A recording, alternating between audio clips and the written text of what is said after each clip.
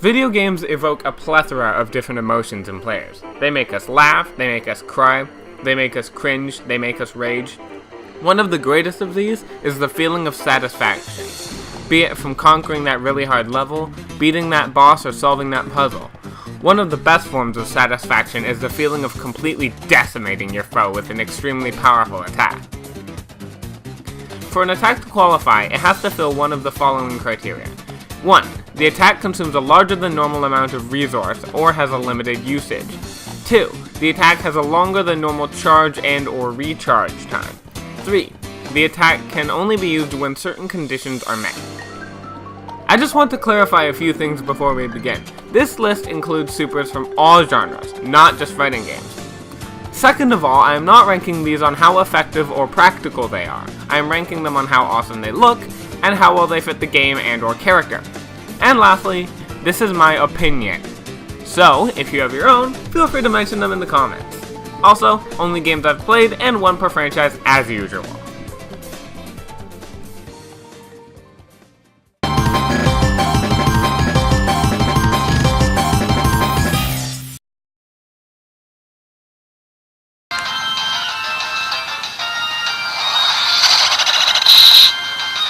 Number 10 is a bit questionable, hence why it's this low.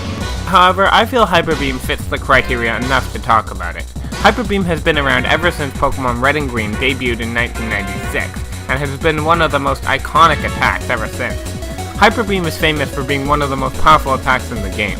With a base power of 150 and an accuracy rating of 90%, it has proven a reliable source of damage through and through.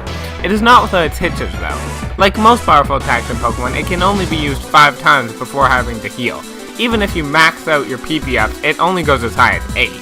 Hyperbeam also has the added handicap in which the user must recharge after using it. Anyone who plays Pokemon, especially those who play competitively, know just how devastating a whole turn of doing nothing can be.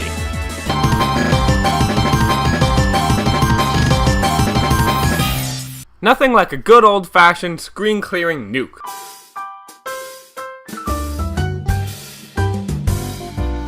Meteor Impact is one such nuke. Honestly, I don't think much needs to be said about this. It's a rain of meteors that deals immense damage to all enemies on screen. It takes a lot of kills to charge it up, but with the right rune sets you can recharge it relatively quickly. So then why is it so low?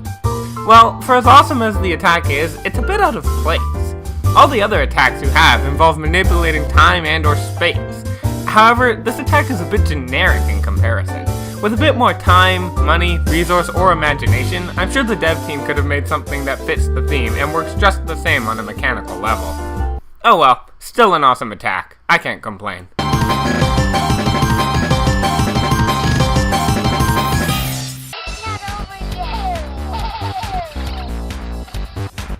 This list might not be all fighting games, but that won't stop a few from showing up. Hidden behind all the big names like Mortal Kombat and Street Fighter lies a small pebble of an arcade fighting game known as Dojo for the DSi. In this game you can use one of 4 fighting classes. Each of these classes has a unique last resort known as a desperation move. The key to the desperation moves is they can only be used once your health drops to a critically low level. But manage to keep your health and your opponent's health close to the same, and you might just be able to use it to turn it around on your foe before they can use theirs on you.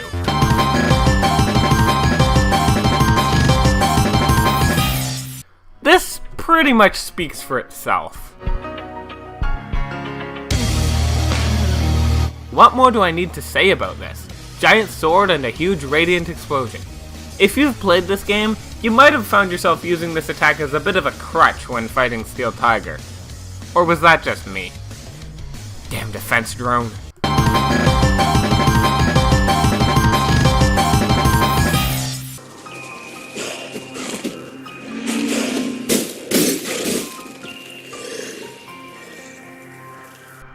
I'm not the biggest fan of MMOs, and most of the time when I do play, it's more for the social aspect than the game itself.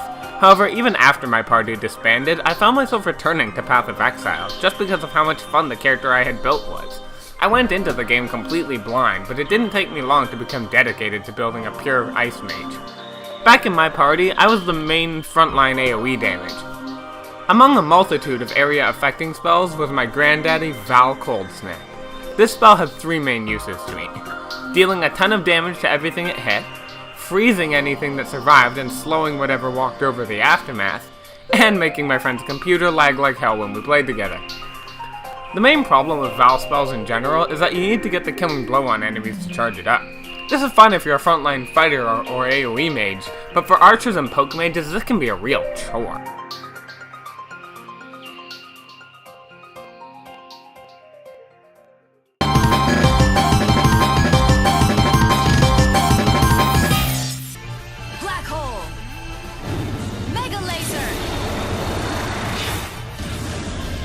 Was there any way this list was not going to include a final smash? There were a lot to choose from, so I started by making a short list of the characters that I made, and slimming it down from there. It was a close call between my 2 head mains, but for as awesome as Pair Up is, I had to go with Palutena's final smash. Pure divine destruction at the hands of the not-so-vengeful goddess.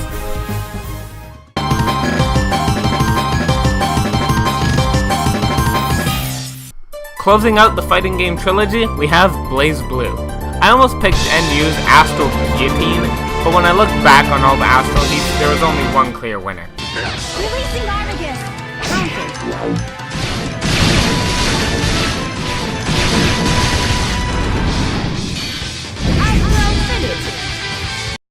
Man, if an arrow in the knee killed his career, imagine what this would have done.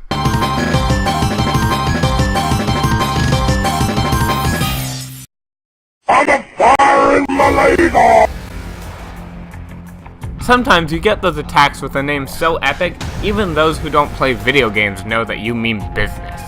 League of Legends has a lot of these. But in my eyes, none is more epic than Lifeform Disintegration Ray. As if the laser was not powerful enough already, Valkaz has a mechanic called Organic Deconstruction that deals true damage every 3 spell hits. This laser counts as 5 hits.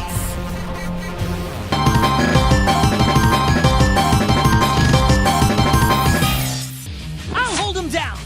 The wicked must be punished. It's not over yet. I feel better. Nice! I think it's time for bed. Let's go!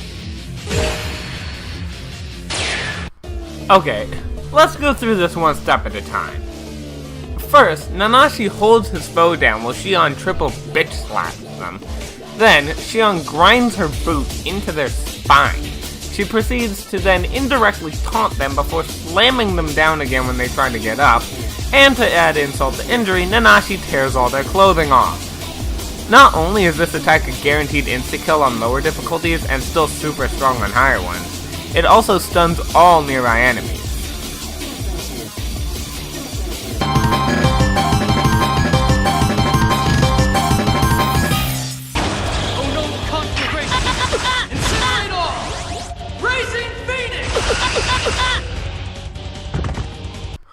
Who says you need to fight fire with fire? I say, fight everything with fire! Just about any attack with the word Phoenix in its name is gonna be awe-inspiring, and Raising Phoenix certainly lives up to that standard. Before you can even use it, you first have to fill your overlimit stage by attacking your enemies. Once filled and activated, you only have a short window to land a powerful arcane art in order to lead into it. Powerful and beautiful. Raising Phoenix assures you finish off your enemies with a certain sense of flair.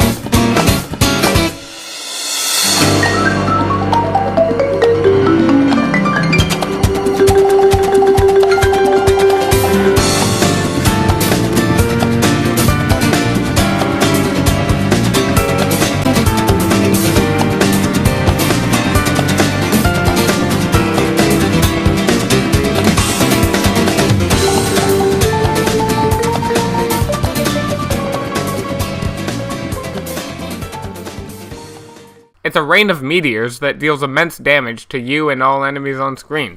Fuck, it doesn't deal damage to you.